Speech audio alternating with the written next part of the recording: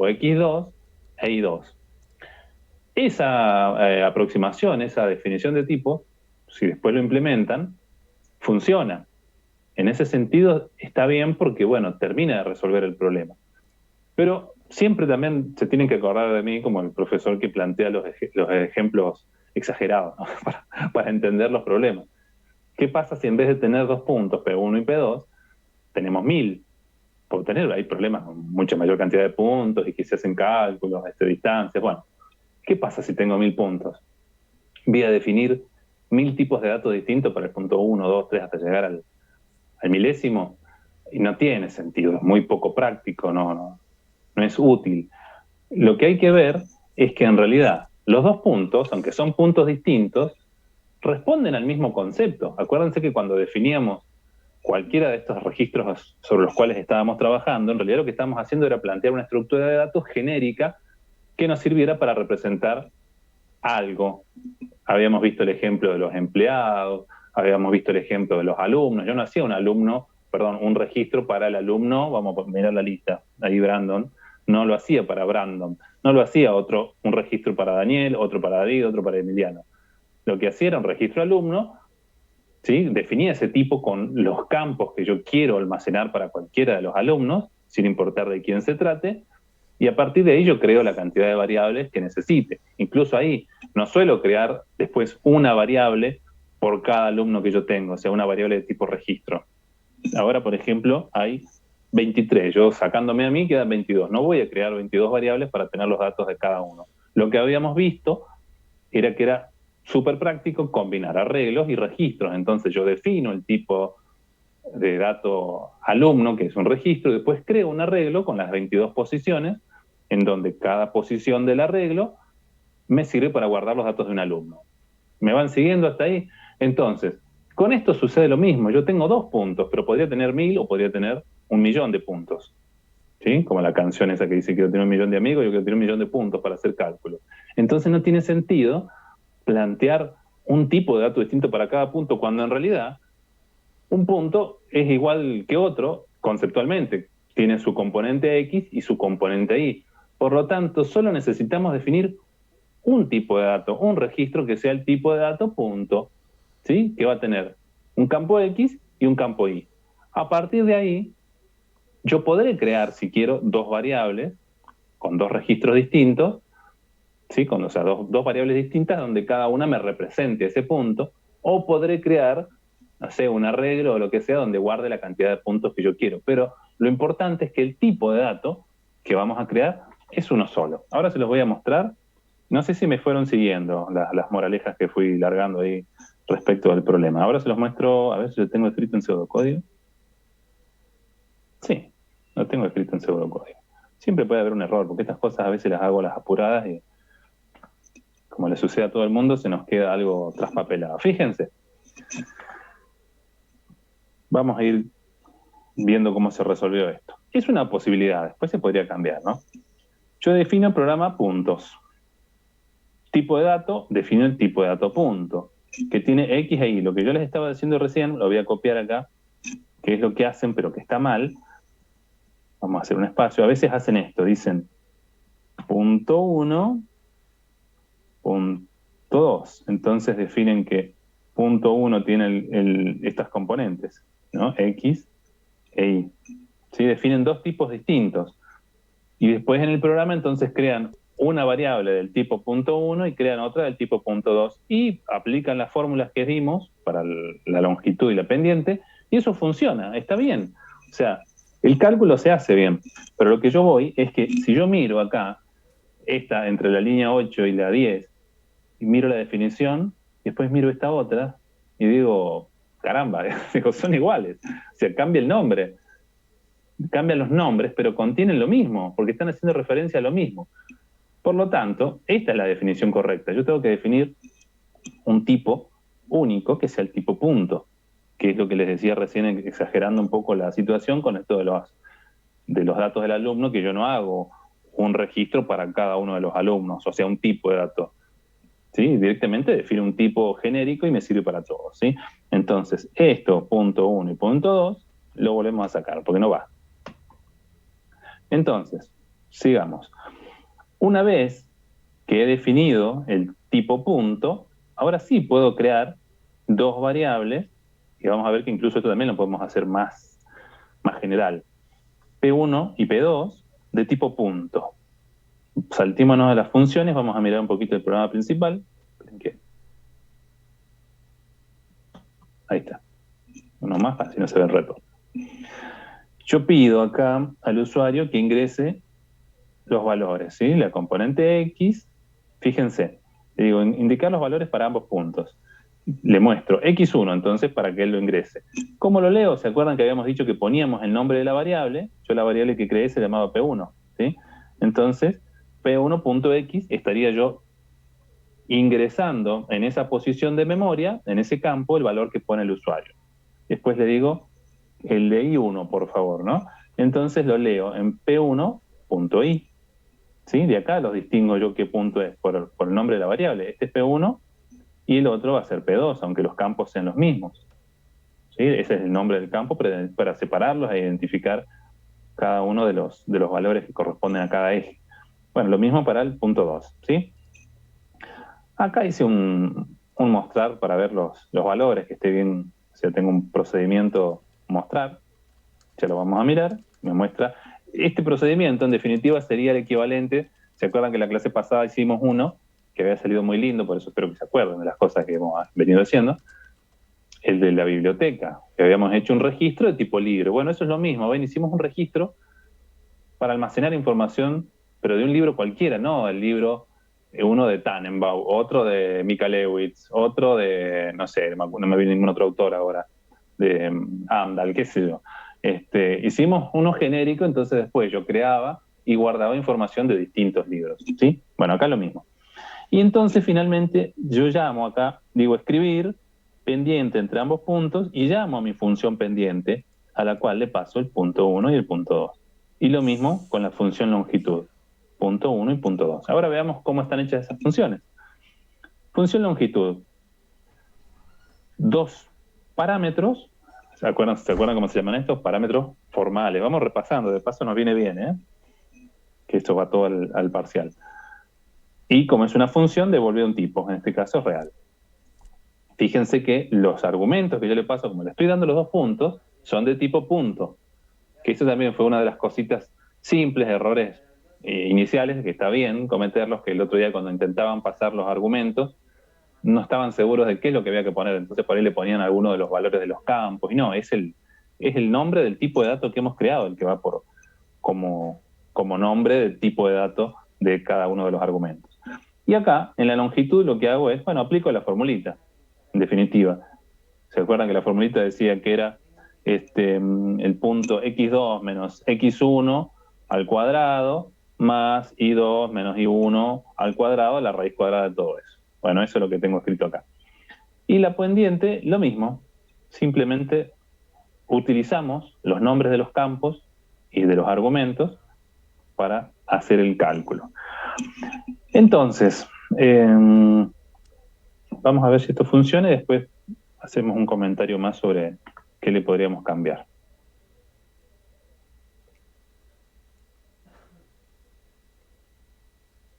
Ahí está.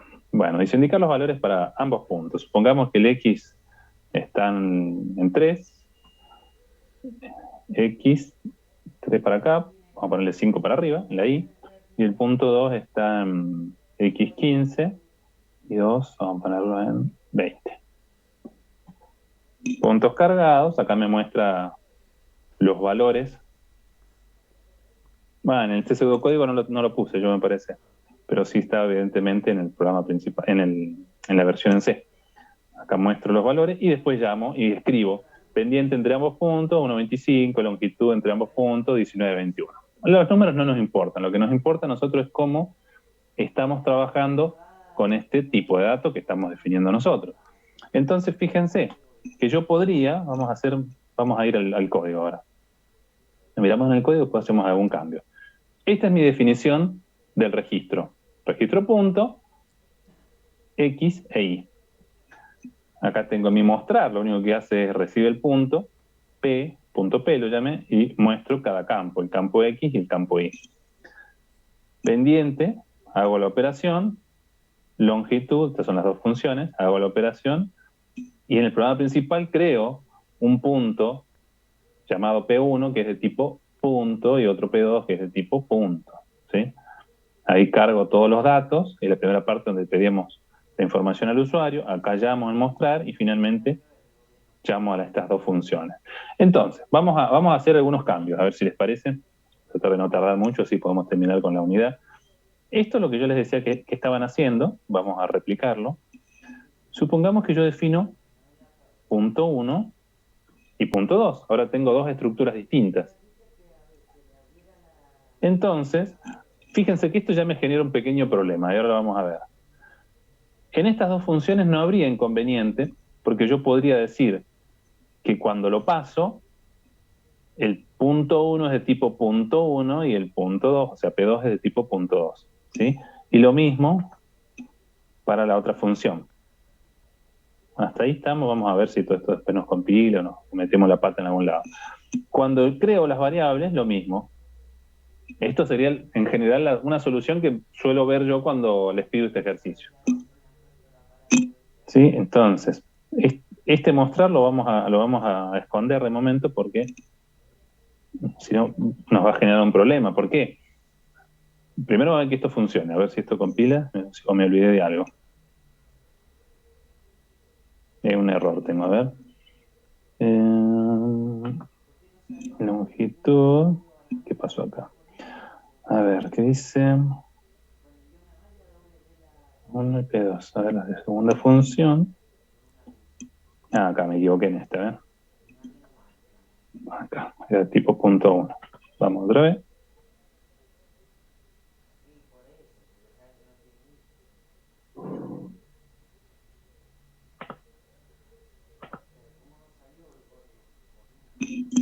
A ver, acá. Ven, por eso les digo, no iba a generar problema esto. Vamos a esconder esta función. ¿Por qué? Porque el mostrar, como el mostrar que yo tenía, se basaba todo en la misma estructura, ahora el mostrar tendría que tener dos mostrar distintos. Un mostrar, ven cómo complica las cosas esto. Un mostrar punto 1 y un mostrar punto 2. A ver si ahí pasa. Porque ya no es tan genérico el problema. Vamos a hacer, si nos acordamos, los mismos valores. X1, creo que le puse 5, 15 y 20, algo así le puse. Sí, bueno, los puntos no los muestro ahora porque comenté el procedimiento ese que mostraba los datos. Ven que funciona, es lo mismo, funciona igual, pero deja de ser genérico porque ahora resulta que cada punto responde a un tipo de dato distinto. O sea, el P1 es de tipo punto 1 y P2 es de tipo punto 2. Lo malo es que en realidad es el mismo tipo de dato, pero como somos cabezones nosotros lo hicimos mal y lo hemos replicado con dos estructuras de datos distintos. Por eso, esta función, este procedimiento mostrar, ya no me funciona, porque tengo que decidir yo con qué tipo de dato lo paso, y si yo le digo que esto es de tipo punto 1, cuando le pase una variable que es de tipo punto 2, no me van a coincidir los tipos, y viceversa. Pero eso era más linda la versión anterior, en donde solamente teníamos una única estructura de datos, ¿no? Y por lo menos quería mostrarles esto para que vean que sigue funcionando. Uy, que toque. Sigue funcionando como tiene que ser, pero no de la forma, como les suelo decir, más elegante. Es una forma como bastante grosera de implementarlo. Bien, vamos a ir volviendo a esta normalidad y les muestro una cosa más y ya avanzamos. Dijimos que esto es de tipo punto, esto es de tipo punto, esto es de tipo punto y esto es de tipo punto. Y la creación de las variables, las dos tienen que ser del mismo tipo de dato. Y ahora sí podemos volver a habilitar el mostrar. A ver si no me olvidé nada. Bien. Vamos a cerrarlo directamente. Bueno, lo otro que quería modificar acá también para que viesen la utilidad, que yo en este caso, si bien defino un único tipo de dato, estoy definiendo dos variables distintas. Pero una alternativa interesante, igual voy a tener que estar tocando todo el código ahora, pero bueno, sería definir, por ejemplo, una cosa así. ¿Sí? Una estructura O sea, digo, la estructura sigue siendo de tipo punto. Digo, un vector, en vez de un solo punto, puedo definir un vector de 2 elementos, donde cada uno de esos elementos va a ser un punto. Ahí dice Juan Pablo, pero ¿te salió o no te salió?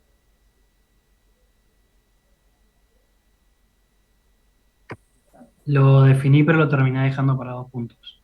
Bien, lo vemos entonces ahora, ya que está. Fíjense que, a ver, vamos a tener que cambiar todo, pero cuando yo leo, acá, por ejemplo, cuando quiero leer el punto 1, ¿qué tendré que cambiar? A ver, ayúdenme ustedes. ¿Qué tendré que cambiar acá para que lo lea en el primer elemento del vector, donde va a estar el punto 1?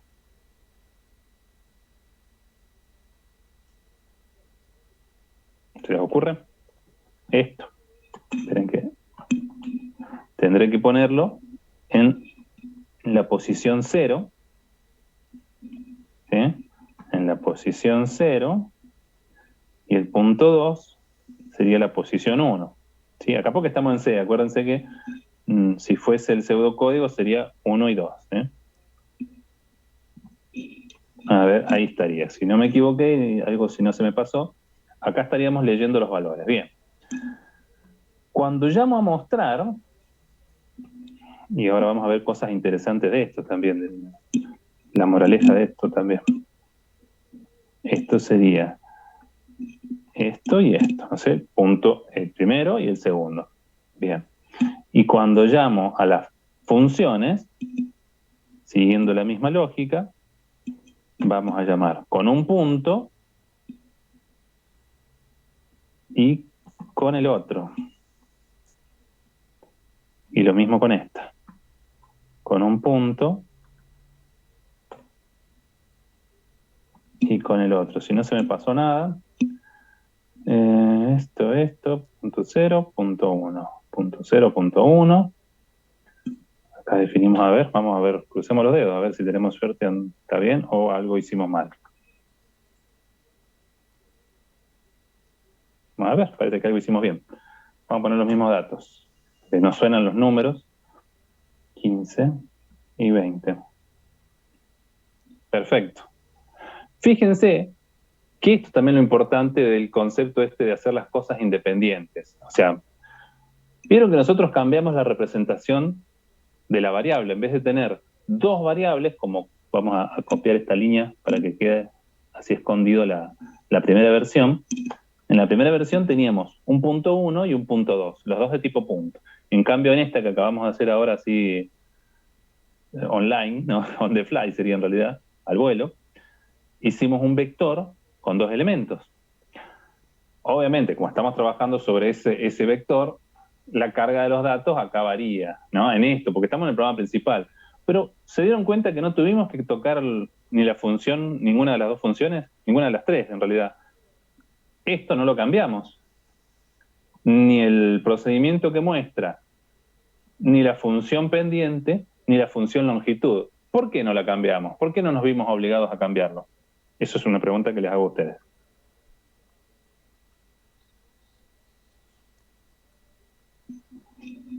Porque estaba bien y lo único que tenemos que ver era la otra parte. Sí, pero a lo que voy es una cuestión de representación. Fíjense que tanto en la función como en el procedimiento como en las dos funciones, los argumentos que recibe son puntos. O sea, son P1 y P2, los dos son de tipo punto. ¿Sí? O sea que no importa en realidad, digamos, esto es acuérdense el ejemplo este que yo les doy de la habitación y la ventanita. Esas funciones, ese procedimiento, le abren la ventanita y le dan los dos puntos que son registros. No importa si en el programa principal yo los tengo almacenados en un vector, en una matriz, o son variables independientes. Porque lo único que hice yo fue cambiar de dónde los saco, se los puse acá. Y acá incluso ven la diferencia o sea, ven con claridad los conceptos de que esto, por ejemplo, acá poner P entre corchetes 0 y P entre corchetes 1, son los parámetros, ¿se acuerdan el nombre? ¿Qué parámetros son estos?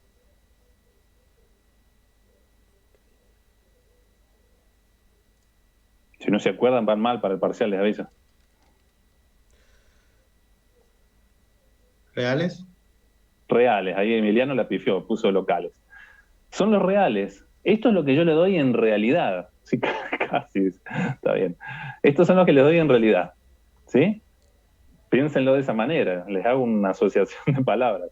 Y estos son los formales, o sea, en la formalidad, la función siempre lo que recibe, lo recibe como el punto 1, o sea, P1 y P2. No importa si eso en el programa principal o en otro subprograma que lo está llamando, lo saca, como les digo, de un arreglo, de una variable, de una matriz, de otro registro. No importa. Mientras este reciba lo que le dicen que tiene que recibir, funciona. Entonces está buenísimo así, porque yo vengo al programa principal, ¿dónde está el programa principal? Acá. Y por ejemplo, yo podría definir acá un vector de 1000 elementos. Tengo la posibilidad de guardar 1000 puntos.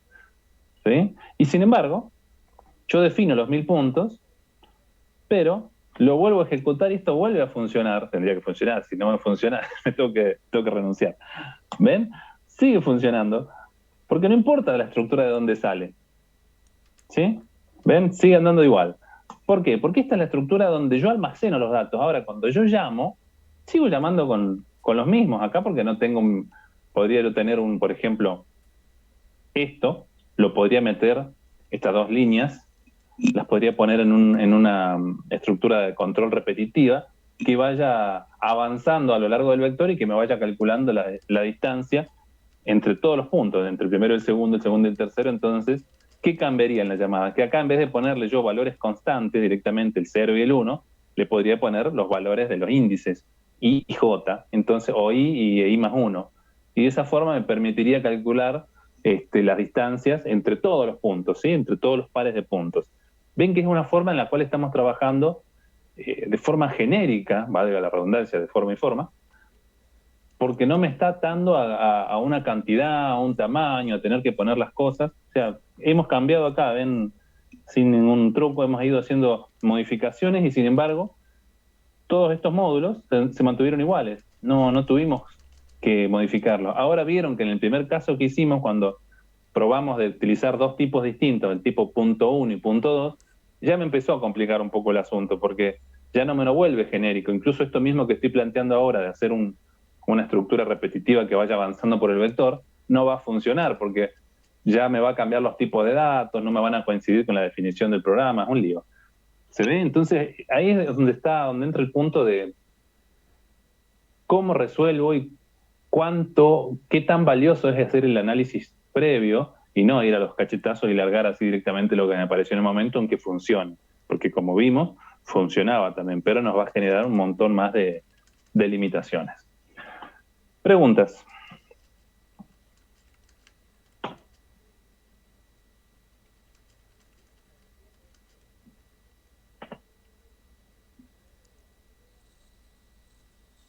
Ahí Chambi dice que ya, Chambi Salguero, ya aprobó, dice. Bueno, No, me mental alegro. ninguna, profe. Bueno, eso nos había quedado pendiente del otro día. ¿Sí? Muy bien. Así que les hice los ejercicios por ustedes. Bueno, este no lo vamos a hacer. Vamos a pasar directamente a la última parte de la unidad. Así ya terminamos de cerrar esta idea de... Sí, se salvaron del otro ejercicio. Así terminamos de cerrar estos conceptos. Bien, bueno.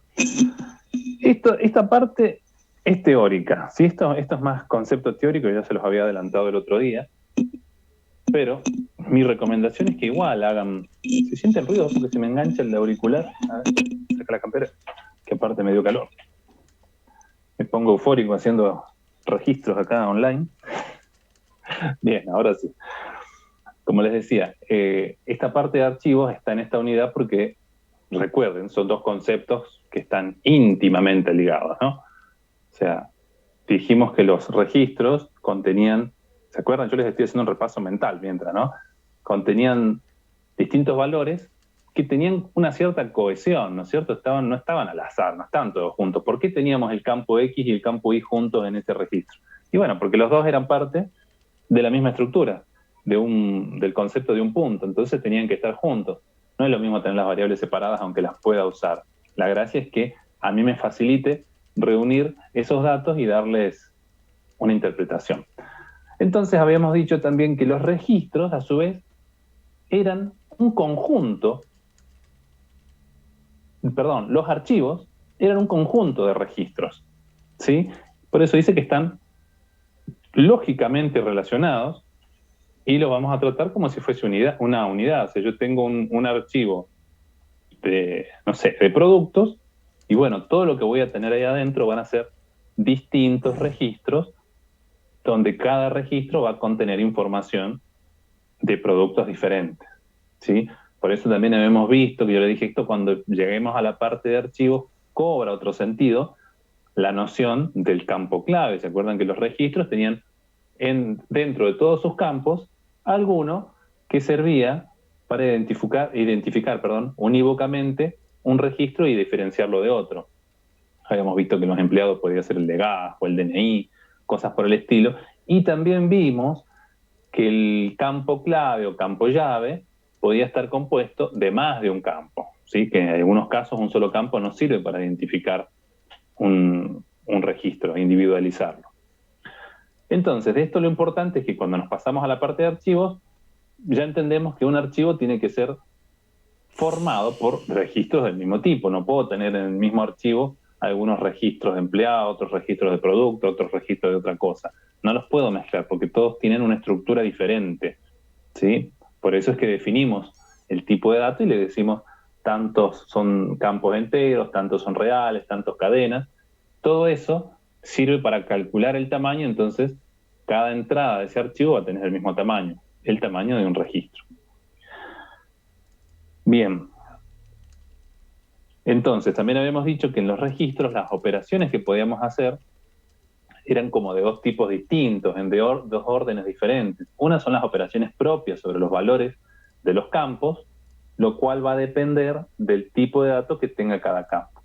Y también dijimos que el acceso y la modificación y la escritura, lo que sea, de todos estos campos, era de forma individual, ¿sí? No podía yo modificar todos los campos de un registro de forma simultánea. El único momento en el cual dijimos que yo podía mover o operar con todo el registro en su conjunto era o cuando lo estoy pasando como argumento, como vimos recién que pasamos del programa principal al subprograma, le pasamos el punto 1 y el punto 2 completo, no se lo hagamos por campo, le decimos, ahí va el punto, ¿tac? Y va todo el paquetito. ¿Sí? Pero cuando yo tengo que trabajar con esos datos, los tengo que trabajar elemento a elemento. Ese es un momento. Y el otro es cuando estamos haciendo justamente esta interacción de entrada-salida sobre un archivo. Supongamos que tenemos un archivo con puntos para el ejercicio de recién. Bueno, ese es el único momento también en donde yo puedo traer registros completos, ¿sí? Donde vienen los dos campos, el campo X y el campo Y. Es el único momento. Si no, no es posible. Eso acuérdenselo. Bien. Vamos a clasificar los archivos, distintas posibilidades de tipos de archivos que podemos tener. Esto, yo insisto con esta idea, como es una cuestión conceptual, teórica y también bastante genérica, ¿no? Es como que podemos llegar a encontrar otras posibilidades, pero hablando de un sistema en general, cuando estamos desarrollando un sistema, nos vamos a encontrar con este tipo de clasificación, ¿sí? Pero podemos tener otros. Cualquiera se le puede ocurrir y decir, y este también no es un archivo. Claro, pero por ahí no lo metemos directamente en este tipo de clasificación que está basada en las funcionalidades que cumplen determinados tipos de archivos dentro de un sistema. Bien, el primero es el archivo maestro, después tenemos el archivo de transacciones, de reporte, de trabajo, de programa y de texto. Ahora vemos qué es lo que hace cada uno. En definiciones muy de bolsillo, podemos decir, son muy simples, muy sencillas, más que nada para que ustedes tengan una noción de a qué nos referimos con estas cosas. Bueno, el primero, que es el archivo maestro, contiene normalmente información que varía poco, ¿sí? Que es ciertamente permanente o estática, podríamos decir. O sea, como figura acá dice, contiene datos históricos, ¿sí? Como que uno va generando cierta información, pero es una información, un conjunto de datos que no lo estamos modificando con frecuencia. ¿Lo podemos actualizar? Por supuesto que sí, pero no es algo que tenga, sobre lo cual estemos trabajando constantemente. Son más bien cambios que se pueden hacer cada cierto tiempo, ¿no? Por ejemplo, hablando de un sistema, el archivo de clientes. ¿Sí? Yo puedo tener una, no sé, una fábrica, una empresa, algo donde tengo un listado de quiénes son los clientes que suelen adquirir productos en mi empresa. ¿Los clientes pueden variar? Sí, puedo, de vez en cuando pueden llegar clientes nuevos que yo los iré. Vieron cuando uno vaya a hacer algo, entonces te empiezan a pedir los datos, nombre, tal cosa, o si supongamos que somos una empresa que vendemos productos por mayor, entonces tenés un registro de cuáles son los clientes con los cuales estás trabajando. Pero no estás a lo largo del día dando de alta, bajando, borrando, cambiando clientes. Una vez que lo subiste, lo agregaste a tu lista, es como una agenda, básicamente, ¿no? Está todo el listado del cliente y por ahí puede quedar ahí un montón de tiempo hasta que en algún momento uno dice, tal cosa, tal número de teléfono. No, ese número no lo tenemos más, nos dice el cliente. Entonces le pedimos, ¿cuál es el número nuevo? Lo actualizamos. Ahí recién hay un cambio en el archivo. ¿Sí? O sea, por eso decimos que son más bien de carácter histórico o ciertamente estáticos. O cuando damos de alta un cliente nuevo en ese archivo, va a ir creciendo, ¿sí? Pero no con la frecuencia que podemos estar trabajando en otro tipo de archivos. Del mismo modo, también podemos tener un archivo de productos en donde tengamos la descripción, características generales de los productos que estamos manejando, por ejemplo, en la misma organización, ¿sí? Si nos dedicamos a la producción de cierto tipo de productos, normalmente vamos a estar haciendo lo mismo, o sea, vamos a tener como un listado de todo lo que nosotros generamos y vendemos, pero eso no va a estar cambiando a cada rato. ¿Sí? A veces digamos, vamos a incorporar un producto nuevo, vamos a producir algo distinto, bueno, subiremos, actualizaremos y añadiremos la descripción, la información de ese nuevo producto, pero eso va a suceder cada cierto tiempo. Con el personal también, una situación similar, una vez que tenemos un cierto personal, no va a cambiar a diario. Por supuesto que van a haber bajas, van a haber cambios, pero con una frecuencia muy baja. Entonces, bueno, todos estos son ejemplos de archivos maestros. Después aparece el archivo de transacciones, que este va a ser, sí, un archivo que va a servir como suerte de contenedor de los cambios que le vamos a ir realizando a otros archivos. Sí, en este, por ejemplo, va a ser mucho más común tener que estar agregando registros, modificando registros o eliminándolos. Por ejemplo, tenemos las ventas. Ahí sí, a lo largo del día, dependiendo del tipo de trabajo que se esté realizando, puede ser que tengamos un montón de ventas y constantemente estemos registrando distintas operaciones. Supongamos en un supermercado, ¿sí? Que están constantemente los cajeros ahí vendiendo y cobrando. Entonces todo eso se tiene que estar registrando en el sistema, tanto por el stock, por el dinero que se maneja. Eso es algo que con una frecuencia muy elevada está cambiando, ¿sí? Bueno, otro ejemplo, liquidación de haberes, también cuando se hacen los pagos de los sueldos, los cálculos. ¿Se acuerdan cuando veníamos al ejemplo del sueldo del empleado, que hacíamos las horas trabajadas y todo eso? Bueno, es otro tipo de archivo, ¿ven? No, o sea, es decir, la diferencia no está en sus características físicas, sino en el uso que se le da. No es que un archivo sea de una forma y el otro de otra. Vamos a ver si que tenemos organizaciones distintas de archivos, pero en este caso nos hacemos referencia a una clasificación dependiendo del tipo de uso que se realice sobre ellos. Otra clase son los archivos de reporte, ¿sí? Como ya el nombre bastante nos informa, que van a ser archivos o datos que estemos formateando, o sea, que les estemos dando un formato para presentárselos al usuario. El usuario puede ser cualquiera, ¿no? Y lo podemos estar generando tanto para mirarlo en la pantalla, uno puede hacer una búsqueda y presentar información en la pantalla de lo que estamos recuperando de uno o más archivos, o lo podemos estar imprimiendo. ¿Sí? Tenemos la impresora y nos dice, supongamos, estamos trabajando en alguna organización, nos dice el jefe, necesito un reporte de cuáles son los productos que no se han vendido en el último trimestre. ¿Sí? Entonces, bueno, justamente es un reporte porque vamos a hacer una búsqueda seguramente en esos archivos de venta o del listado de productos o de stock para ver cuáles son los elementos que no han tenido salida. Entonces, en base a ese reporte que presentamos, por ahí lo típico, ¿no? Hacen alguna rebaja, alguna oferta, algo como para ver si se lo pueden meter a alguien antes de que se venzan, ¿sí? Bueno, eso es un archivo de reporte. Está informando algo, está reportando información en base al contenido de los archivos.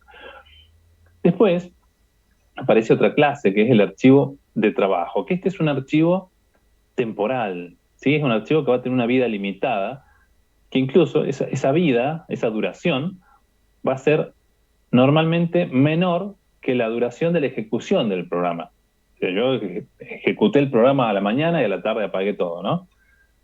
Pero estos archivos de trabajo van a existir poco tiempo en el sistema o se crean. Ahora han visto un montón en la computadora, se les llena de archivos temporales. Esos temporales son archivos que no existían antes, pero se generan a partir de la ejecución de otros programas que necesitan escribir datos o mover datos de un archivo a otro. Entonces, aparecen en ese momento, ¿sí? Por eso tienen una vida cortita, ¿sí? Tampoco tienen entrada-salida, porque nosotros no interactuamos directamente con esos archivos. Son propios, son como de un manejo interno de los programas. Bien, ya llevamos 4. Nos quedan el archivo de programa, que esos van a ser las cookies, dice ahí Brandon.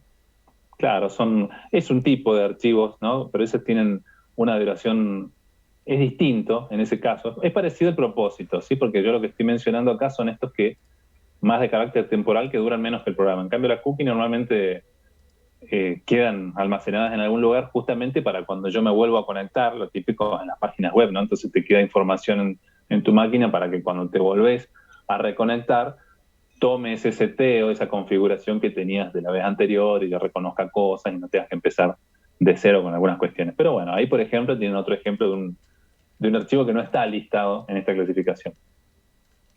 Bueno, decíamos, los archivos de programa son justamente los que van a tener nuestros códigos, ¿sí? Son los que tienen las instrucciones, nuestros programas para realizar las acciones que queramos hacer en nuestro sistema, ¿sí? Tanto puede ser el código fuente o ya los programas ejecutables, ¿no? Los distintos estados que puede tener un programa en su vida. Y finalmente, bueno, los archivos en donde hay otro tipo de información, que son los archivos de textos. Vamos a tener datos, ya sea gráficos, alfanuméricos, bueno, y se van a procesar o a editar, a acceder a través de editores de texto. Esa es nuestra clasificación, por lo menos la que ustedes deberán saber a la hora de rendir, ¿no? A la hora de demostrar conocimiento. Bien, ahora, ¿qué sucede con varios de estos? No entra, por ejemplo, lo que vamos a mirar ahora, no tendría relación ni con los archivos de programa ni los de texto, sino con los anteriores, con estos archivos que sí van a manejar registros. ¿Qué pasa con estos archivos? Tenemos distintas formas de acceder a los archivos y esta clasificación les tiene que recordar algún otro tema visto en la materia, ¿sí? Porque tenemos acceso a archivos de entrada, de salida y de entrada-salida. Esto lo vimos en otro lado, así que les tiene que, por lo menos que sonar las palabras. ¿Cuándo decimos que el archivo es de entrada? Cuando el programa en el que ejecutamos nosotros, ¿no? Lo lee, solamente cuando lo lee, cuando lo usa para, en vez de tener esta interacción que hacemos siempre nosotros con el usuario mediante el teclado, ahora lo vamos a estar haciendo a través de la lectura en el archivo. Un archivo donde yo saco datos es un archivo de entrada. Ahora, cuando yo estoy escribiendo en un archivo, estoy entonces considerándolo como un archivo de salida, donde yo estoy del procesamiento de mi programa bajando información, guardándola en ese archivo, haciéndola permanente.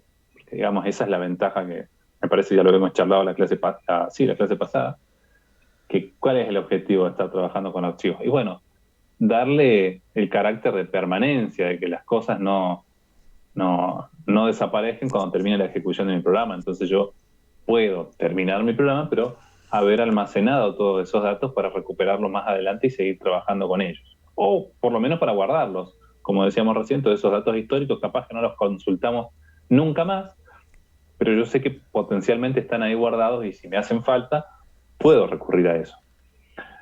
Y después tenemos tercera opción, que es la combinación, ¿sí? Que son los archivos de entrada-salida, que obviamente va a ser aquel caso en donde yo lea, recupere información del archivo, la use, lea de él y también escriba sobre el mismo archivo. Lo interesante es que los distintos archivos que podemos llegar a tener pueden cumplir más de un rol, más de una función, dependiendo de qué programa los use. O sea, yo puedo tener un sistema con distintas aplicaciones en donde en algunas puedo estar produciendo, generando archivos de salida con información y para otro de los programas dentro del mismo conjunto de sistema los esté usando como archivos de entrada. Por ejemplo, para hacer un reporte. ¿Sí? Yo puedo tener, no sé, hacer un archivo donde vaya reflejando todas las operaciones que se han hecho en el día, ¿no? O, por ejemplo, esto de las ventas. Y eso yo lo voy generando como para que me vaya quedando registrado. Pero a la vez, desde otro programa, yo puedo volver a levantar esa información y hacer un reporte para ver, por ejemplo, qué es lo que más se vendió el último mes. ¿Sí? Entonces ahí lo vuelvo a utilizar, pero con otro propósito. Bien. Entonces, hemos visto una clasificación y hemos visto también esta también es una clasificación a su vez, pero que tiene que ver con la forma de acceso. La anterior era una clasificación dependiendo del tipo de uso que se le da. Ahora, estos archivos, físicamente, ¿cómo están organizados? ¿Cómo funcionan internamente? Entonces, hablamos de organización de archivos cuando nos referimos a cómo están ordenados estos registros, cómo están almacenados adentro del archivo. Entonces, acá también vamos a encontrar otra clasificación, ¿sí? Nos vamos a encontrar con los archivos que llamamos secuenciales, los que son relativos, los secuenciales indexados y los multillave. Mínimamente estos. ¿Hay más categorías? Sí las hay, pero a nosotros, a nivel conceptual, por lo menos para saber de qué estamos hablando, nos basta con esta clasificación. ¿Cuál sería cada uno de ellos? El primero, en el secuencial, digamos, podemos pensar que es la forma más sencilla. Siempre vieron que empezamos por lo más simple en general, como cuando vimos los algoritmos de búsqueda, ordenamiento, siempre arrancamos por la opción más directa, la más trivial, y después vamos viendo que se puede complejizar, digamos, hacer más difícil su lógica, pero en general, a medida que íbamos haciendo las cosas más difíciles, en ese sentido, conseguíamos una mejor eficiencia o mejores capacidades. Acá pasa lo mismo. El caso del archivo secuencial lo que hace es almacenar, digamos, de la manera más obvia y recuperar registros de un archivo también de la forma más obvia. O sea, lo que se hace es almacenar los registros uno detrás del otro, ¿sí? Por eso se llama secuencial, uno detrás del otro. O sea, una vez que yo creo un archivo, después si ustedes se interesan y se quieren poner a probar cosas, verán que hay instrucciones para crear el archivo. Una vez que uno lo crea, el archivo está vacío. Existe el archivo, pero no tiene nada. Entonces, a partir de ese momento, yo cuando escribo un registro, en ese archivo va a parar al primer lugar, ¿no? Se ubica, es como si fuese un arreglo, tal cual. El segundo se pone inmediatamente después que el primer registro que hemos escrito, ¿sí? Y así sucesivamente, el tercero, el cuarto. Por lo tanto, en este archivo secuencial no van a existir posiciones libres, sin uso. O sea, yo lo que estoy generando va a estar siempre una cosa a continuación de la otra. Entonces, ¿qué sucede acá? El orden que va a tener el archivo, digamos, no va a cambiar. O sea, piensen, la analogía más sencilla es pensar justamente en el arreglo. ¿Se acuerdan que el arreglo dijimos que era ordinal por una cuestión de posición? Con el archivo de secuencial sucede más o menos lo mismo. O sea, yo puedo estar escribiendo registros que van a tener un orden, el primero, segundo, tercero, pero eso no significa que los registros estén ordenados siguiendo algún criterio. Por ejemplo, ¿cuál? El del campo llave. ¿Sí? Por eso habíamos dicho que podíamos poner un campo que nos definiese, nos diese la posibilidad de ordenar el archivo. ¿Qué significa esto? ¿Que puedo tener o no puedo tener ordenado el archivo secuencial? Claro, tengo las dos posibilidades en realidad. Si yo no tengo un control sobre ese campo, voy escribiendo registros así a lo tonto, ¿no? Pongo y hasta que lleno mi archivo. Ahí está todo desordenado, pero está todo secuencial. O puedo hacer el mismo proceso de ir escribiendo una cosa detrás de la otra, pero previendo y habiendo hecho un orden previo. Por ejemplo, puedo tener todos los datos volcados primero en un vector, que ya sabemos cómo ordenarlo, lo ordeno y a partir de ese momento creo el archivo, entonces ahí sí escribiendo cada uno de los registros de forma ordenada. ¿Sí? O sea, ya tiene que ver con cómo uno lo gestione como programador. Bueno, no me extiendo más con el secuencial, que después en un ratito igual lo vamos a volver a visitar al tema.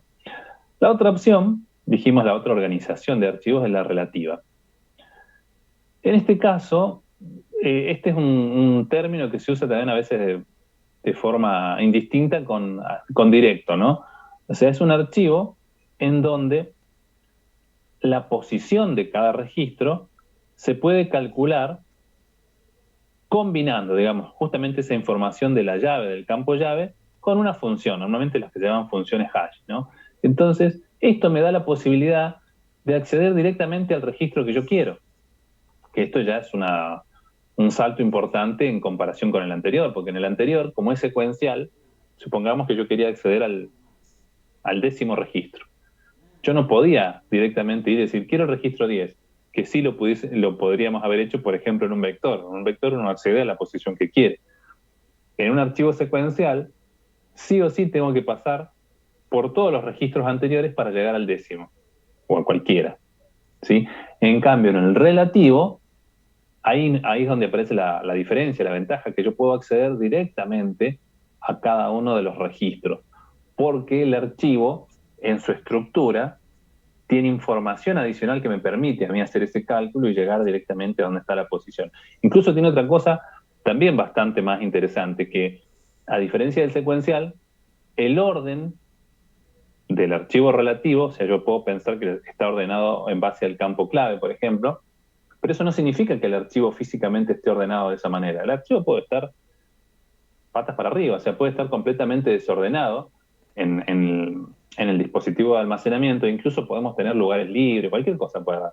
Pero yo cuando accedo en una funcionalidad, cuando estoy trabajando sobre ese archivo, puedo acceder directamente al registro que yo quiero en base a su campo clave. ¿Sí? Así que eso ya es una diferencia fundamental entre ambos tipos de organizaciones de archivos.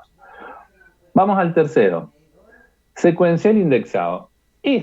Para hacerlo más sencilla la explicación, es un caso híbrido de los dos anteriores. ¿Por qué? Porque, bueno, ven en el nombre que dice secuencial. O sea, me permite el mismo acceso, el mismo trabajo que el archivo secuencial. Pero a su vez, suma otra información adicional en la cual, nuevamente, en base al valor de algún campo clave, yo puedo acceder también de una forma directa. ¿Sí? Entonces, me permite los dos tipos de organizaciones. No vamos a entrar en los detalles de cómo funciona cada cosa, porque, bueno, se nos haría bastante más largo y no es el objetivo. Pero esa es la idea, o sea, el secuencial, el relativo y el secuencial indexado. Ya tenemos 3.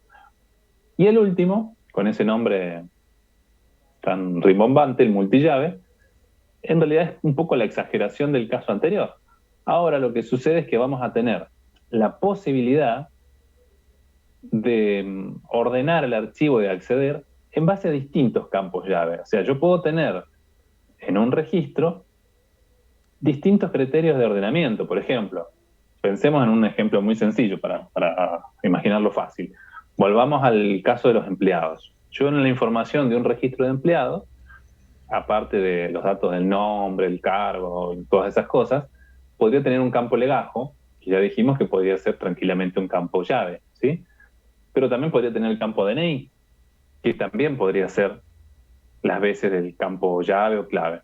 Entonces puedo tener un archivo en donde me permita acceder por cualquiera de esos dos campos y entonces verlo ordenado o organizado siguiendo cualquiera de los dos criterios.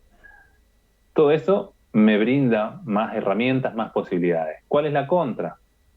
Que en la medida en que le vamos agregando capacidad y potencial a esto para que nos brinde más herramientas, más posibilidades de gestionarlo, también hace que sea más complejo la propia gestión y la cantidad de información adicional que hay que agregarle al archivo, porque ya no son solo los datos, sino que hay que agregar datos adicionales que nos permitan hacer esos cálculos. Bueno, entonces, por eso hice la comparación hace un rato con los algoritmos de búsqueda. En la medida en que vamos agregando cosas extra, capacidades extra a la organización de cada archivo, claro, tiene más, nos brinda mejores posibilidades, ¿no? Nos da más opciones de utilizarlo. No es tan restrictivo como el secuencial, que es bastante cuadrado y que sí o sí, si quería yo llegar al registro número 10.000, tengo que recorrer los 9.999 anteriores, ¿sí? En estos no, pero el archivo es más grande y es más complicado de manejarlo. Bien, avancemos. Bueno, ahí tenemos más o menos la clasificación. Después acá como comentario dice que el tema de la organización más apropiada viene dada también por las características del medio de almacenamiento, ¿sí? Por el tipo de operaciones que queramos realizar. Esto en realidad, hoy en día, incluso ya hace bastante tiempo que hay ciertas restricciones que ya no son tal. Piensen que históricamente, cuando arrancaron, y por muchos años, bueno, igual muchos años se seguía utilizando y hay en algunos lugares donde no hasta hace mucho seguían utilizando medios de almacenamiento bastante históricos justamente por no cambiar los sistemas que funcionaban. ¿A qué me refiero? Nosotros cuando almacenamos algo, ¿dónde almacenamos? En el disco rígido, en las memorias, estas externas, se pueden grabar CD, DVD, o sea, hay distintas formas, medios de almacenamiento. Pero antes también se usaban muchos medios de acceso secuencial. Habrán visto, no sé si presencialmente, pero sabrán que existían las cintas, por ejemplo. Entonces habían sistemas que guardaban toda, supongamos, la información de un banco, y estaba todo en bobinas de cinta. Entonces, claro, una bobina no tiene otra forma de acceso que no sea la secuencial. Yo no puedo acceder de forma directa a un determinado registro porque está muchos metros de cinta para adelante, por ejemplo. Entonces la única manera de hacerlo era ir recorriendo secuencialmente cada uno de estos registros hasta llegar al que yo quería. Por eso dice que la organización también viene un poco dada y restringida por el tipo de almacenamiento que se puede llegar a utilizar, ¿no? Por eso, en el caso de las cintas, no se podría haber utilizado acceso directo. Pero bueno, más allá de eso, la gestión secuencial es bastante sencilla de implementar. Cuando uno empieza a trabajar y a hacer archivos y lo puede sencillamente manejar de esa manera y no tiene ninguna contra tampoco, ¿no? Más allá de que cuando crece mucho en volumen, bueno, empieza a ser un poco demandante en tiempo el tema de todas estas esperas en las búsquedas. Pero bueno, como concepto sigue siendo práctico. Bueno, esto recién lo mencionamos, el tema consecutivo, entonces veamos acá más o menos gráficamente cómo sería la idea. Yo recién les mencionaba que para entender el concepto del archivo secuencial, lo más sencillo era pensar en la noción del vector, ¿sí? Del arreglo unidimensional en donde vamos poniendo distintos datos. Fíjense que hace un rato cuando estábamos trabajando con registros y arreglos, en definitiva estábamos haciendo esto. Lo que pasa es que la diferencia con el archivo es que sí o sí va a ser todo completamente consecutivo. En un vector yo, si quiero, puedo dejar elementos en blanco en el medio, lo puedo gestionar de otra forma. En cambio, en un archivo no me pueden quedar lugares libres. Yo cuando voy creando el archivo, primero escribo el registro 1, luego el segundo registro, el tercero y así hasta llegar al enésimo registro. Esto, como yo les comenté hace un ratito, lo puedo ir generando en la medida en que voy creando los datos, lo voy guardando, o puedo intentar respetar la llave de ordenamiento como para saber que el primer registro es el que tiene, si es de forma ascendente, la llave más chica, y así vamos creciendo en base a el campo llave que tiene el registro. Ahora, ¿qué pasa? Cuando yo tengo un archivo, administrado de esta manera, puede pasar lo siguiente. Yo digo, hay que incorporar un registro nuevo porque, no sé, supongamos que este es un registro de empleados. Y aparece un empleado nuevo que hay que dar de alta y hay que añadirlo al archivo. Yo ya tengo el archivo secuencial completo y por el campo clave, supongamos que sea el DNI, me dice que tendría que ser el registro nuevo, perdón, la posición I más 1. O sea, esta es la I, está la J, entonces habría que poner ese registro acá en el medio. Bueno, ¿qué hacemos en esta situación? No podemos separar esos campos y meter el registro nuevo ahí. ¿Qué es lo que hacemos? ¿Cuál es la forma de trabajar con este tipo de archivos secuenciales? Hacer un segundo archivo. O sea, acá es donde aparece justamente el concepto que hace un ratito mencionamos. Estos archivos de trabajo. Esto es un archivo temporal, por ejemplo. ¿Qué hago yo cuando quiero agregar ese registro? Hago una copia, o sea, genero otro archivo en donde voy a trasladar uno a uno todos los elementos hasta llegar al iésimo, ¿sí? Hasta el registro I en este caso. Los copio hasta ahí. En este momento puedo añadir, porque acuérdense que cuando yo escribo un archivo secuencial, siempre lo que voy añadiendo, lo que voy incorporando, va pegado al último registro que se creó. Entonces, como yo frené en el I, cuando agrego el nuevo, va a parar después del registro I.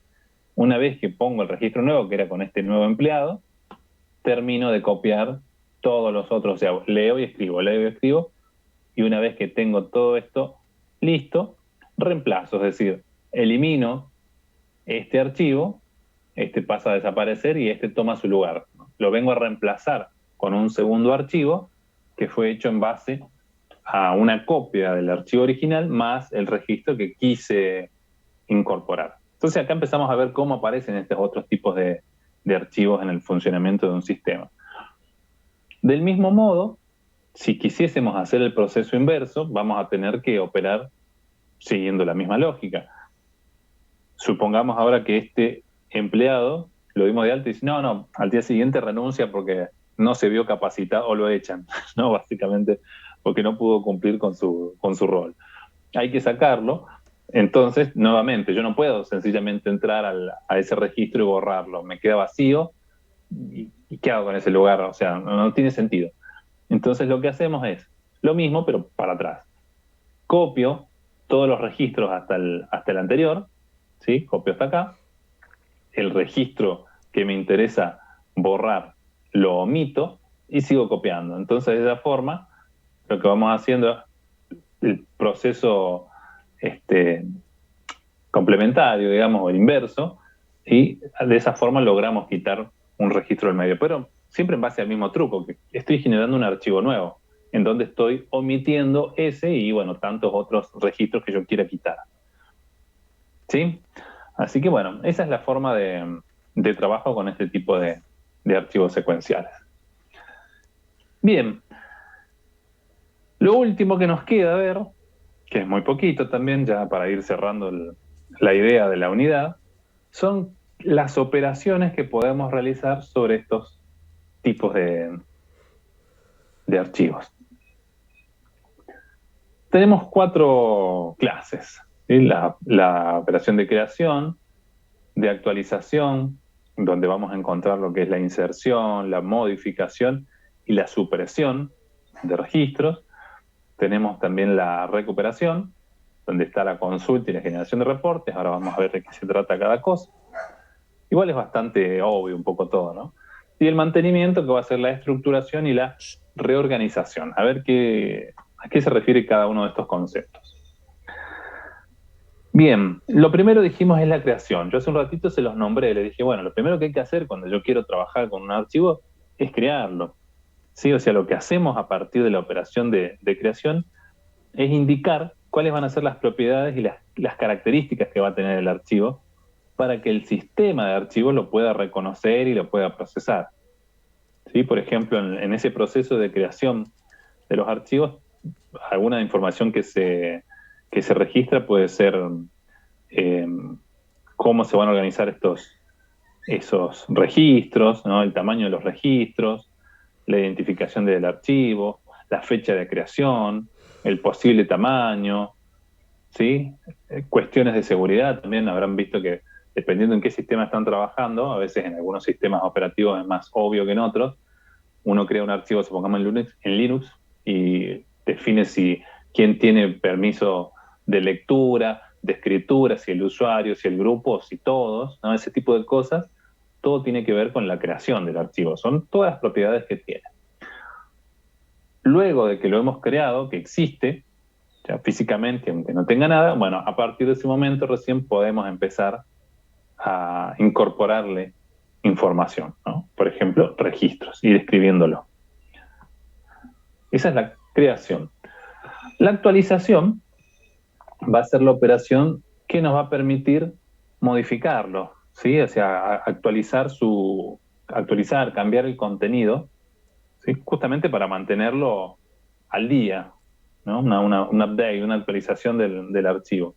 La actualización va a ser justamente la inserción de registros, como estábamos viendo en el ejemplo de recién del archivo secuencial, la modificación de los datos, si yo quiero cambiar algunos determinados campos, algunos valores, el ejemplo ese de que el empleado sigue existiendo, pero ahora, no sé, cambió de cargo, entonces ya donde decía, no me acuerdo cómo le habíamos puesto el rol o el cargo que desempeñaba en la empresa, tiene otro, o cambió de dirección o lo que sea, son modificaciones que hay que hacer. O, por ejemplo, la supresión, ¿sí? Cuando queremos borrarlo, dijimos, bueno, este registro no va más, ya no forma parte más del archivo, entonces hay que eliminarlo. Todas estas operaciones que representan modificaciones entran en esta clasificación de actualización. La recuperación va a ser cuando queramos sacar, digamos, extraer información que nos interese. Hace un ratito lo estuvimos planteando en los reportes, ¿no? Entonces acá aparecen dos conceptos distintos que estaban en la clasificación que acabamos de ver 2 diapositivas atrás. Uno era la consulta y otro eran los reportes. Son cosas parecidas, pero tienen unas sutiles diferencias, ¿sí? En el caso de una consulta, puede ser que los datos que queramos recuperar sean más puntuales, es decir, que sea algo quizá más interactivo, en donde uno busca algo y directamente a partir de que lo encuentra, ese sería el resultado, ¿no? La resultante de la operación. En cambio, en la generación de reportes normalmente tendemos a procesar mayor cantidad de información, ¿sí? Puede ser que una consulta sea verificar si, no sé, determinado producto todavía tiene stock o el stock está sobre ciertos valores que no sean críticos. Y en cambio, un reporte sería generar un archivo en donde se indique esto mismo, ¿no? Pero para todo el conjunto de elementos. Un reporte en donde se muestran todos los productos que tengan el stock en un umbral crítico, ¿no? O sea, cercano al mínimo o por debajo de un mínimo y por lo tanto hay que generar más o elevar la producción o adquirir otras cosas, bueno, lo que tenga que ver con el problema. A su vez, esta recuperación de información puede ser comprensiva, cuando se abarcan todos los registros, o selectiva, cuando solamente estamos mirando algunos registros bajo algún determinado criterio. Todas estas cuestiones que les estoy comentando lo vuelven a ver de alguna forma cuando están trabajando con base de datos, porque también se acuerdan que habíamos hecho la comparación cuando empezamos con la unidad. Todas estas cosas son un poco parecidas, ¿sí? En una base de datos también yo tengo distintas tablas y donde cada una de estas tablas, que en este caso haría las veces de nuestros archivos, va a responder a un formato de registro. Entonces ahí también podemos hacer consultas, generar reportes, pueden ser estas consultas comprensivas o selectivas. Es un poco el mismo tipo de noción, el mismo tipo de concepto, pero que se aplica a otra representación, a otra forma de organizar la información que es una base de datos. De alguna manera también no deja de ser un tipo de archivo que tiene otra forma de gestión o de administración.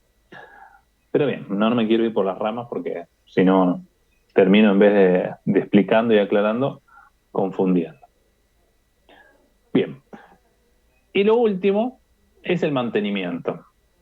¿Se acuerdan que habíamos visto también el concepto de mantenimiento cuando empezamos con la primera unidad, que hacíamos todo este proceso del desarrollo de software, que hacíamos el análisis, diseñábamos, hacíamos el algoritmo, programamos, ¿sí? Y hasta que llegamos a la última etapa, que era la del mantenimiento, que era cuando todo supuestamente está funcional, ¿sí? Pero yo podía verme en la necesidad de corregir cosas, errores que aparecen después, que no fuimos capaces de detectarlos a tiempo, o porque aparecían modificaciones, ¿sí? Habían cambios o requisitos nuevos o situaciones que nos obligaban a hacer adaptaciones del sistema para que funcione bajo un entorno distinto o con algo que había cambiado en la realidad, ¿no?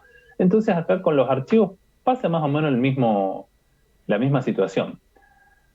Lo que puede ser que sea una razón para hacer mantenimiento es hacerle algún tipo de mejora, ¿sí? Alguna modificación, justamente para que esto impacte en la eficiencia, ¿sí? Modificamos el archivo para que las cosas anden mejor. Y acá aparecen dos conceptos más. O sea, todo este bloque de teoría de archivos está lleno de pequeñas definiciones y conceptos, ¿no? Uno es hacer la reestructuración, ya el nombre nos lo dice, ¿no? Lo que cambia es la estructura, ¿sí? Entonces acá puede ser que estemos cambiando la longitud de los campos, o que agreguemos o que quitemos campos al registro. Vieron que veníamos nosotros definiendo un tipo de dato que era el tipo de dato registro, que tenía ciertos campos. Entonces acá un cambio podría ser que reestructure un archivo, el que me diga, mira, ahora también hay que almacenar, no sé, el grupo sanguíneo de los empleados, porque eso no lo teníamos contemplado y el seguro médico nos obliga a tal cosa.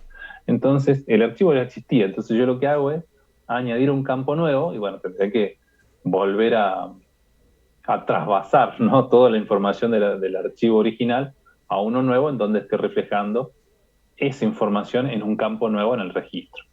Esa es una forma de mantenimiento llamada reestructuración. Pero también aparece la otra, que se llama reorganización, ¿sí? Porque hace un ratito mencionamos las distintas organizaciones que tenían los archivos, que eran justamente cómo están organizados internamente los registros. Lo que dijimos, si era secuencial, si era relativo, si era secuencial indexado, multillave. Entonces, puede ser que yo tenga un archivo y que no cambie su estructura, pero sí cambie su organización.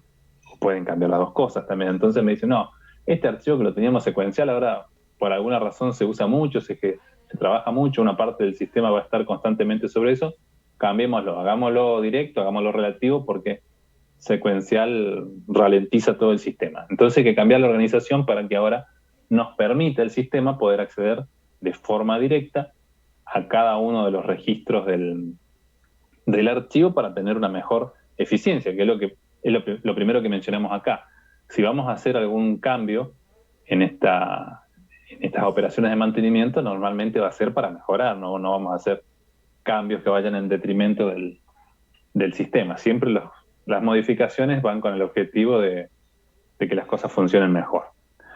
Bueno, para vuestra felicidad, acá termina la unidad número 6. ¿Sí? Por eso el otro día les dije que no nos queda mucho y había dejado pendiente el tema del ejercicio por si se animaban a terminarlo, pero veo que estuvieron ahí festejando la primavera y no quisieron o no pudieron terminar el ejercicio. Bueno, preguntas.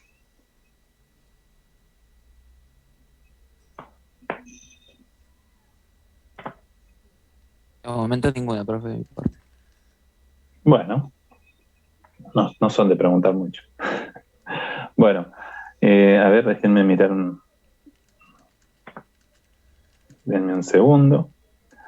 Quiero revisar algo. Ya que estamos.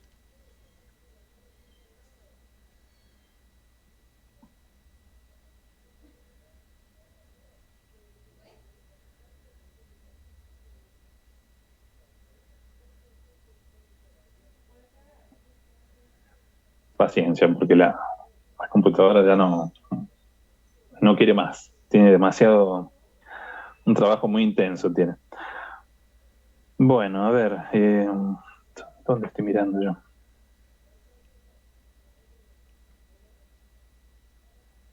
Bien, esta es nuestra semana 7. El martes lo tuvimos feriado, ahora hemos terminado la unidad 6.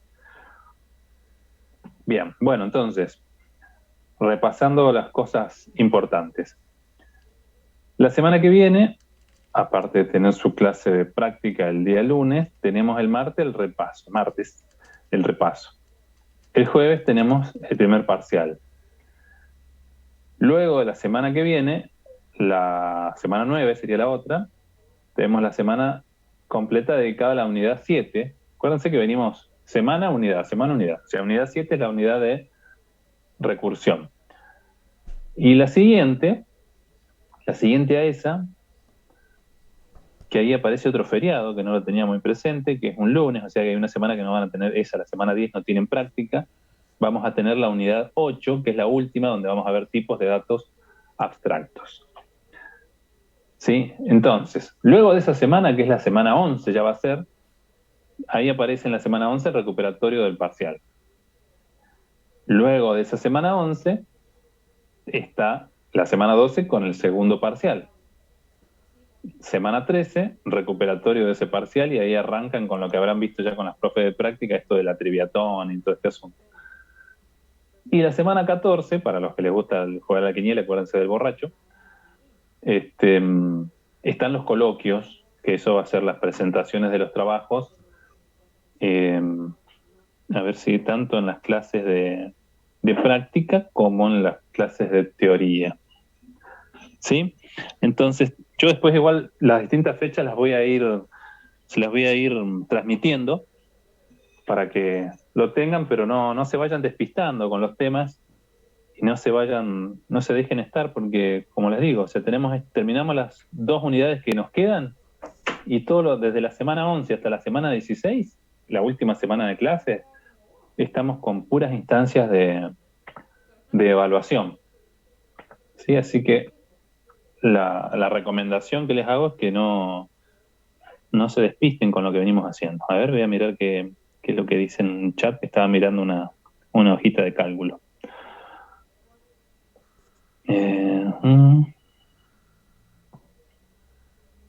Bueno, el martes está bien. Preguntas masivas, bien. Esta unidad entra en el parcial, esta entra en el segundo parcial. Esta es la unidad 6, ¿sí? O sea, la primera es de 1 a 5.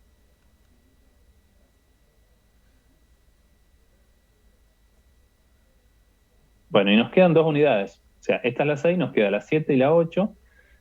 Otra recomendación, que ya se los he dicho, bueno, pero voy repitiendo por si a alguno no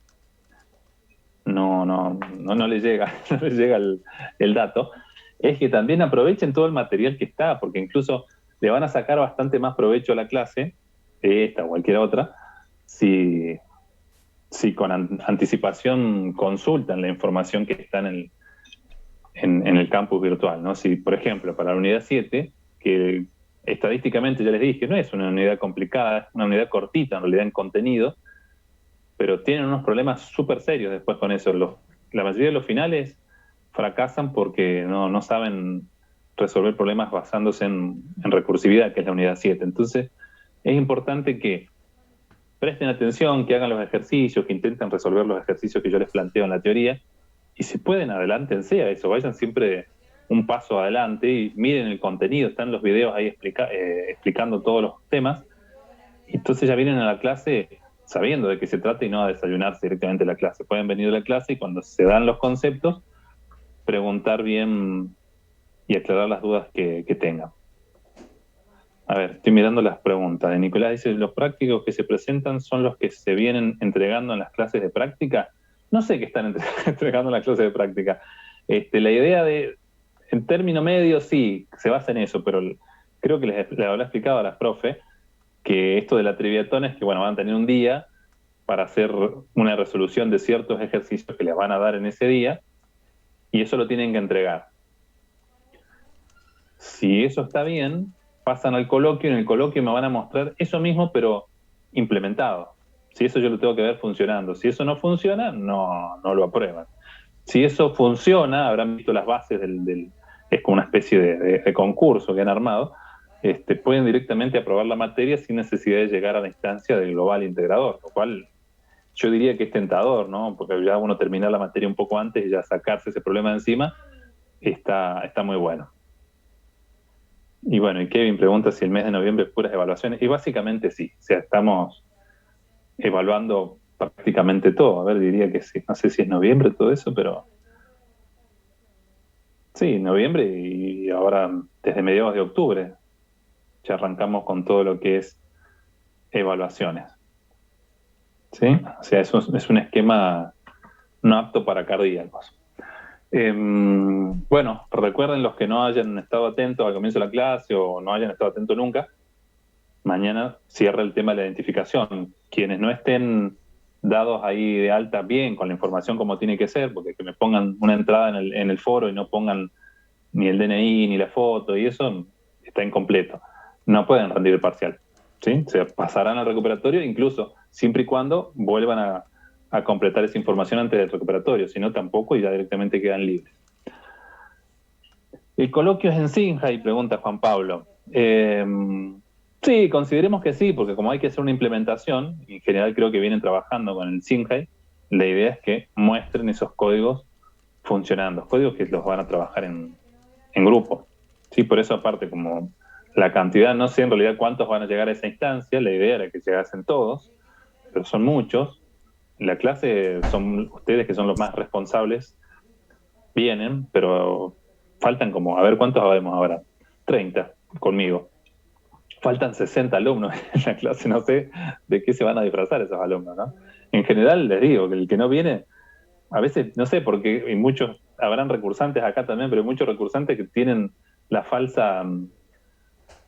fantasía, más que la falsa sensación, la fantasía de que son recursantes y ya saben todo y por algo están recursando, ¿eh? Eso no se lo tienen que olvidar. Entonces vienen como en confiado, no vienen a las clases, no hacen las prácticas y después vuelven a patinar y se vuelven a dar otro golpe con una pared, ¿no? Y están perdiendo el tiempo básicamente con eso. Sí, el parcial va a ser en este link, pero este link va a estar, o sea, es el mismo link de la clase, pero justamente lo voy a controlar en base a la información que me han pasado. Quienes no me hayan pasado la información no se van a poder, o sea, no les voy a dar acceso al examen, ¿sí? Sí, esto también vayan sabiéndolo, porque el año pasado sucedió lo mismo y así como sucedió, así quedaron fuera de carrera. El que rinda el examen porque el compañero le pasó esta es la contraseña y se pasan los datos por el WhatsApp y eso, no es válido ese examen, ¿eh? Por mucho que hayan rendido y tengan una nota y tengan un 100 si quieren, si no cumplieron el requisito y no rindieron en el marco de la videoconferencia con la cámara encendida y cumpliendo las cosas sencillas que se ha pedido, el examen no tiene validez. Así que funciona de esa manera. Son las restricciones que tenemos ahora por este tipo de modalidad. No nos quedan muchas alternativas.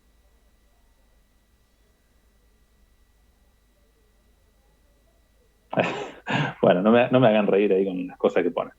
Bien, si no hay preguntas, hoy disfruten que hemos terminado un poco, es mi regalo del día de la primavera.